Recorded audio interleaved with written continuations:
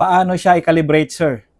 Okay, sa pag-calibrate ng YouTube manometer, ang gagawin mo lang, kapag umaandar yung barko, syempre, may valvula yan dito sa inlet, ito yung valvula niya, yung valve. Isasarado mo lang yan. Tapos yung sa out, may valve din yan. Isarado mo din yan. Okay, so wala nang pressure dito na papasok, pwede mo nang tanggalin dito sa fittings. At pag wala ng pressure, malalaman mo dito if yung level dito naka-zero naman at yung sa isa is hindi nakapantay, hindi 0-0. So ganun lang mag-calibrate. Dagdagan mo lang siya para magpantay sila, 0-0 yung level niya. Yan.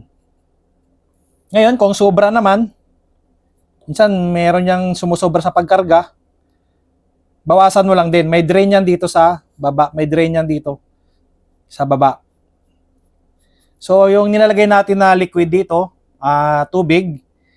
Ngayon, ang problema sa tubig, mabilis mag-evaporate. So, yung ginagawa namin, ang ginagawa ko, glycol or glycerin yung nilalagay ko dito. Para madaling makita, lagyan natin ng coloring ni Mayor, food coloring, green, pula, yun. Para visible siya dito, no? Sa malayo ka pa lang, kita mo na yung reading dito. Okay, pag nakapara naman yung makina, wala kang gagawin dito sa pag-calibrate, ang tatanggalin mo lang yung fittings dito at i-zero mo na siya. Pantayin mo lang yung level.